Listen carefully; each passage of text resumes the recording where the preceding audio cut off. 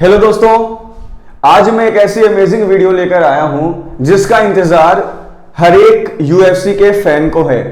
क्योंकि आज मैं बात करूंगा यूएफसी 280 में जो मेन इवेंट मेगा फाइट होने वाली है इस्लाम मखाचेव और चार्ल्स ओलिवेरा के बारे में। देखिए 50% और 50% दोनों के बराबर चांस है फाइट जीतने के। जितने भी व्यूअर्स हैं, जितने भी फैंस हैं, उसमें से इस्लाम मखाचेव और चार्ल्स ओलिवेरा को लगभग बराबर पिक किया जा रहा है। एक बात आप हमेशा याद रखिए, जितना बड़ा चैलेंजर होता है उतना ही बड़ा चैंपियन होता है।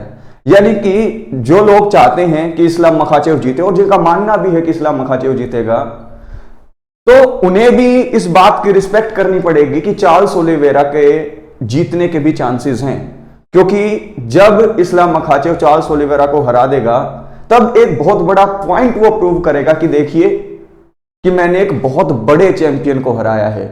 इसलिए जब भी आप एमएमए की बात करते हो तो ये एक ऐसा फाइट गेम है जिसमें कभी भी कुछ भी हो सकता है।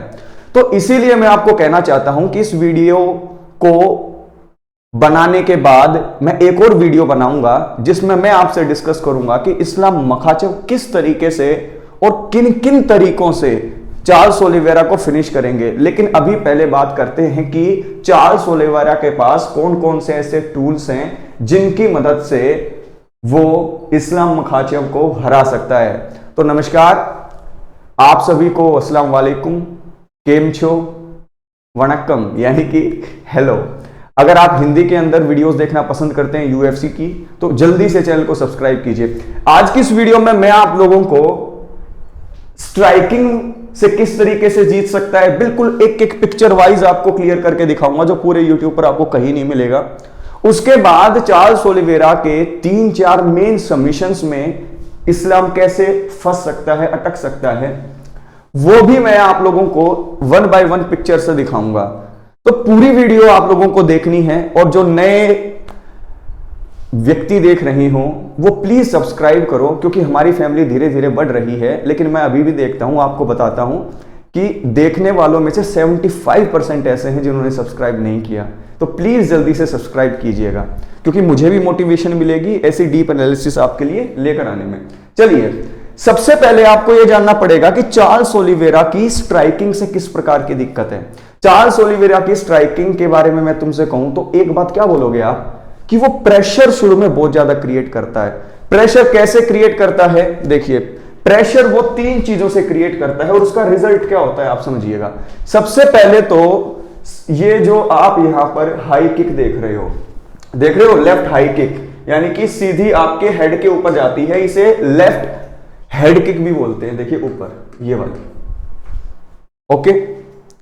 अब यहां पर क्या है कि सिर्फ हेड किक के बाद एक दूसरी किक से भी बचना होगा, जो कि लेफ्ट किक जाती है बॉडी की तरफ। चार्ल्स ओलिवेरा की ये 2 किक जो है ये बहुत खास है और इनके अंदर एक राज छुपा हुआ है। देखिए, अगर ये दोनों किक चेक हो जाती हैं, यानी कि मान लो लेफ्ट जो किक है हेड किक वो भी चेक हो गई और जो लेफ्ट बॉडी किक है वो भी जो है मान लीजिए राइट आर्म से जो है चेक हो गई, तो फिर ये अपने आर्सेनल से तीसरा हथियार निकालता है और वो ये है कि फिर ये नीज को थ्रो करता है। यहां पर देखिए, लेकिन नीज कौन सी थ्रो करता है? अब तक तो इसने लेफ्ट जो है किक थ्रो की थी, लेकिन ये नी जो है, ये देखिए, ये जो नी है ये राइट नी थ्रो करता है, जो बिल्कुल भी एक्सपेक्ट नहीं करते। यानी कि मान लो यहां पर आई किक आई, ऐसे बचाया, यहां पर आया ऐसे बचाया, तो अब जो नी आएगी उसको भी आप ऐसे बचाने जाओगे, लेकिन जो खाली जगह रह जाती है वहां पर लगती है, क्योंकि नी अब ये कौन सी मार रहा है? राइट वाली मार रहा है। अब जैसे ही यहां पर अगर ये नी कनेक्ट होती है तो आपने एक चीज देखी होगी कि पहली ये ट्राई करने में अगर लग गई तो यहीं पर नॉकडाउन, अगर नहीं लगी तो पीछे खिसके।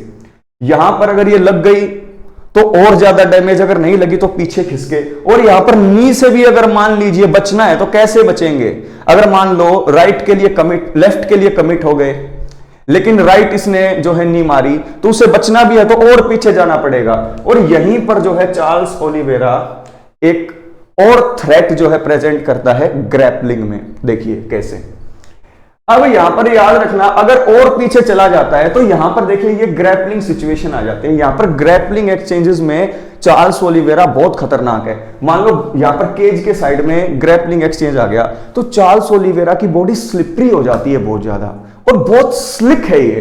तो ऐसे में अब देखिए सीधा ग्रैपलिंग से ये पीछे स्विच करता है, सीधा यहां पर पीछे स्विच किया, और पीछे स्विच करने के बाद जो है ज्यादातर लोग सोचते हैं, फाइटर सोचते हैं कि अब सबमिशन वगैरह करेगा, लेकिन सबमिशन के ऊपर नहीं जाता, ये सीधा यहां पर जो है लेग को अटैक करता है। यहां पर देखिए लेग को अटैक किया, जैसे ही लेग को अटैक किया तो जो बेस है वो हिल जाता है फाइटर का, और उसका ही फायदा उठाकर ये क्या कर लेता है, माउंट कर लेता है। तो यहां पर देखिए जैसे ही माउंट हुआ तो या तो इसको खड़े खड़े चोक कर सकता है ऐसे, या फिर इसको ऐसे ग्राउंड में ले जाकर भी टैप आउट करवा सकता है रियर नेकेड चोक के जो है थ्रू। तो यहां पर देखिए जो स्ट्राइकिंग है वो बहुत ज्यादा स्लिक है। अगर ये कनेक्ट हो गया तो नॉकडाउन है, अगर कनेक्ट नहीं हुआ पीछे भी जाते रहे तो यहां पर देखिए ग्रैपलिंग करके सीधा इस तरीके से सबमिशन कर सकता है। तो इसीलिए चार्ल्स ओलिवेरा शुरुआत के राउंड्स में बहुत ज्यादा डेंजरस रहने वाला है। अब तो ये स्ट्राइकिंग के दम पर जो है किस तरीके से ये फाइट को जीत सकता है वो मैंने बताया, लेकिन एक सिचुएशन ये भी हो सकती है जिसके मैक्सिमम चांस है कि मान लो रेसलिंग इस्लाम मखाचेव की तगड़ी है तो वो सीधा जो है उसको माउंट कर ले, यानी कि सीधा उसको लेटाकर उसके बैक पर उसके ऊपर चढ़ जाए, है ना। या फिर ये हो सकता है कि वो चार्ल्स ओलिवेरा को नॉकडाउन करे, और नॉकडाउन होने के बाद वो सीधा अपने बैक पर लेट जाता है चार्ल्स ओलिवेरा, ताकि कोई आए उसके गार्ड को एंटर करने की कोशिश करे, फिर वो अपना सबमिशन गेम चालू करे। तो उस सिचुएशन में क्या होगा उसको भी देखिए यहां पर हम समझते हैं। चलो देखिए यहां पर जो सबसे बड़ी बात समझने की है वो ये है कि जब यहां पर ये अपनी बैक पर चला जाता है चार्ल्स ओलिवेरा, उसके बाद अगर इस्लाम मखाचेव उसको नॉकआउट करने की सोचेगा तो इसके पास एक बहुत तगड़ा आर्सेनल है। आप इनकी पूरी फाइट को अगर डीपली एनालिसिस करोगे, हर एक फाइट को देखना, हमेशा बैक पर जाने के बाद कोई भी इनके ऊपर माउंट कर लेता है तो अगर वो सीधे ऐसे पंच मारता है तो ये अपनी एल्बोज से डिफेंस करते हैं ऐसे। लेकिन यहां पर फेल होने के बाद अगर साइड में यहां पर कानों के पास जो है मुक्के मारने की कोशिश करता है तो देखिए ये अपने हाथों से ऐसे कर लेते हैं, यानी कि सामने ऐसे और ऐसे। इनका ये जो डिफेंस गेम है बहुत तगड़ा है। अब यहां पर मान लो 1 मिनट हो गई या 40-50 सेकंड हो गए ऐसे करते करते और इतना कनेक्ट नहीं हो पाया। देखिए कनेक्ट हुआ अभी तो 70-30, यानी कि 30% लगे, 70% मिस हुए। उसके बाद अगर इतना टाइम चार्ल्स ओलिवेरा को मिल जाता है 1 मिनट का, तो वो क्या कर रहा होता है। आपको लग रहा होगा कि ये जो है अभी सिर्फ इसको रोकने की कोशिश कर रहा है, ये हमारी आम मेंटेलिटी है, लेकिन इसकी जो मेन कोशिश पता है इस टाइम पर क्या है, ये अपने जो हिप्स है ना इसको राइट साइड की तरफ मोड़ने की कोशिश कर रहा है इस टाइम पर। आपको नहीं पता वो कैसे। देखिए इस तरीके से सर्वाइव अगर इसने कर लिया 1 मिनट के अंदर, जो कि सर्वाइव कर ही जाएगा, उसके बाद क्या होगा देखिए सीधा इसके हेड को पकड़ेगा। ये किसको? सीधा इसके हेड को पकड़ना। जैसे ही इसके हेड को पकड़ा, हेड को पकड़ते ही वो इसे मोमेंट मिल जाएगा जिसकी ये वेट में था कि अपना जो हिप है उसको राइट हैंड साइड की तरफ मूव करे। क्यों मूव करना है? क्योंकि ये जो हिप मूव करने के बाद जो ये इसका एक लेग होगा ये छुटाकर इसके हाथ के यहां आ जाएगा। यहां पर देखिए जैसे ही इसका हिप मूव हुआ, इसका जो ये लेग है ये सीधा इसके हैंड के ऊपर आ गया और यहां पर इसके पास अब 2 ऑप्शन खुल जाते हैं। अब यहां पर आपको समझने की जरूरत है चार्ल्स ओलिवेरा को सबसे खतरनाक जो है सबमिशन आर्टिस्ट जिजुत्सु का क्यों कहा जाता है। यहां पर देखिए अगर इस सिचुएशन में ये आ जाता है तो यहां पर 2 ऑप्शन खुल जाते हैं। कितने? 2 ऑप्शन खुल जाते हैं। या तो सीधा ऐसे कमोरा लगा दे और सीधा यहां पर कमोरा से फिनिश कर दे, लेकिन अगर यहां से उठने की कोशिश करता है ये, तो यहां पर देखिए ट्रायंगुलर चोक लगा देगा ये।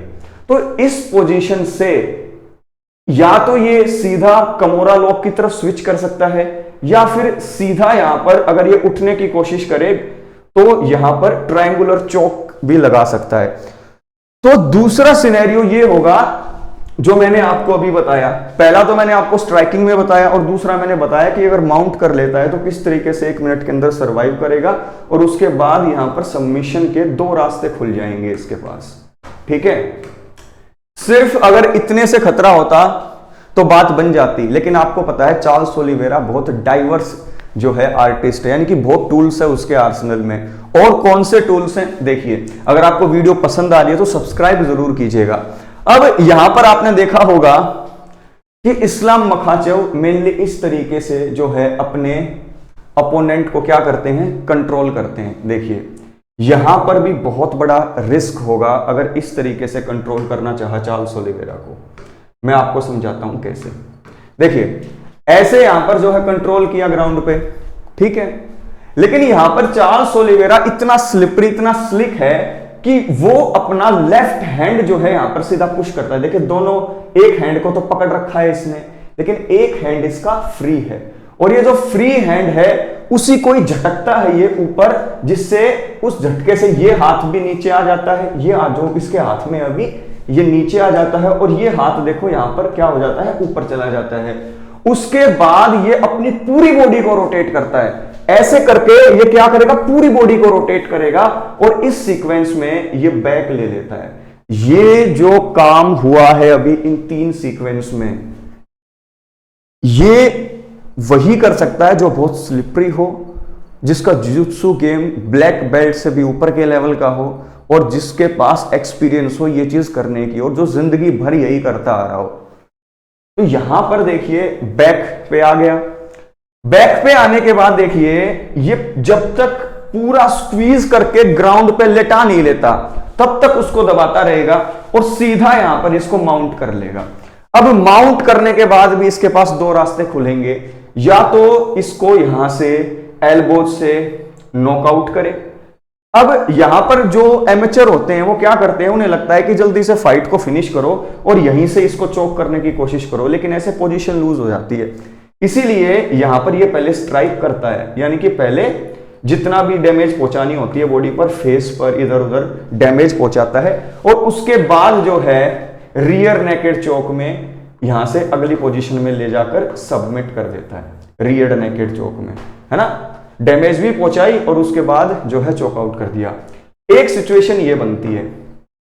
अब एक और चीज आपको याद रखनी है कि अगर शुरू में चार्ल्स ओलिवेरा नॉकआउट करता है, वो सिचुएशन होगी तो क्या होगा, उसमें भी मैं आपको बताऊं कि कभी हबीब को जो है चैलेंज करने के लिए, बिल्कुल हाइप जो है क्रश करने के लिए ये सबमिट करने की कोशिश करेगा इस्लाम को।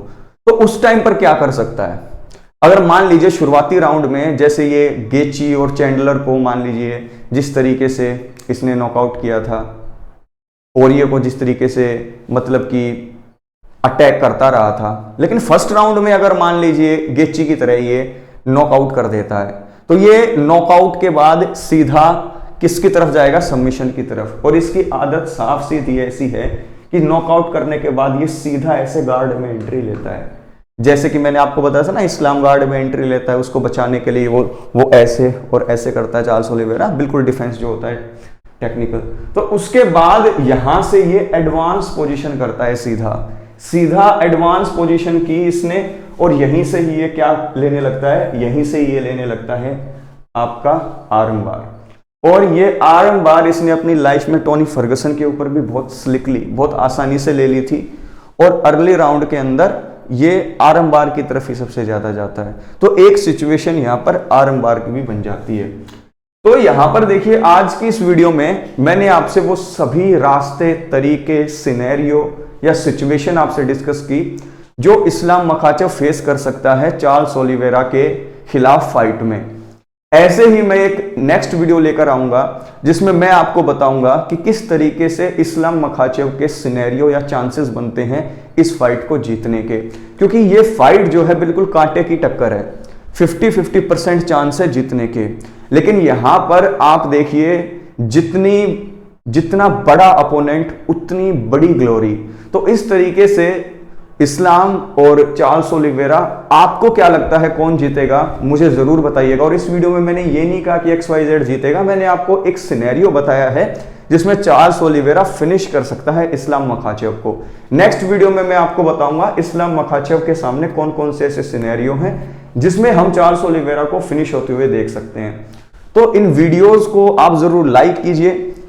देखिए, ये वीडियोस बनाते हुए बहुत चीजें जो है आपको देखनी पड़ती हैं, आपका एक्सपीरियंस को आपको निचोड़ना पड़ता है ना। और जिस तरीके से आप लोग कमेंट करते हैं, मैं बिल्कुल मोटिवेट होता हूं, क्योंकि कहते हैं ना जनता की आवाज नकारे खुदा। तो जिस तरीके से आप लोग मुझे मोटिवेट कर रहे हैं कि एक दिन हम जरूर आगे बढ़ेंगे, तो ऐसी चीजें मैं लेकर आता रहूंगा। हाँ, आप लोग बिल्कुल ये ठीक कह रहे हैं कि कम सब्सक्राइबर होने पर या शुरुआत में क्या होता है कि इतनी मोटिवेशन नहीं होती कि आप इतना रिसर्च करें, आप अपनी पूरी नॉलेज को झोंक दें। लेकिन मैं ऐसा बिल्कुल नहीं हूं। मैंने जब ये चैनल शुरू किया था तो मैंने निस्वार्थ भाव से, यानी कि आपके लिए काम करना शुरू किया था। और जिस तरीके से आप लोग मुझे रिस्पॉन्स दे रहे हैं वो एक बड़ा भाई ही दे सकता है, क्योंकि आप इतने प्यारे कमेंट करते हैं और मेरे चैनल को जो है ग्रो करने के लिए आप लोग अपने पूरे एफर्ट लगाते हैं, शेयर करते हैं। तो ऐसे ही आप लोग जो है वीडियोस को लाइक करते रहें, मेरे सभी बड़े भाइयों को कह रहा हूं मैं।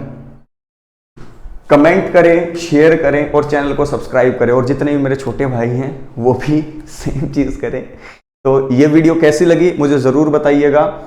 बहुत जल्दी आप लोगों के लिए इस्लाम मखाचेव वाली वीडियो भी मैं लेकर आऊंगा, क्योंकि दोनों के चांस 50-50 हैं। आपको क्या लगता है कौन जीतेगा, और ये वीडियो कैसी लगी ये मुझे जरूर बताइए, क्योंकि ऐसी वीडियो बनाने के लिए गट्स चाहिए। ऐसी वीडियो बनाने के लिए आपको थोड़ा सा ब्रेव होना पड़ता है, क्योंकि जब आप इस तरीके का कंटेंट देते हो जो पहले नहीं होता, तो शुरू में लगता है कि यार ऐसा हो कैसे सकता है, एकदम से ऐसी चीजें मिल कैसे सकती हैं। पहले तो मतलब कि सिर्फ न्यूज वूज या हम एक्सपेक्ट कर सकते हैं, लेकिन इस तरीके से एनालिसिस, ऐसे picture by picture, it is hard to imagine, है ना।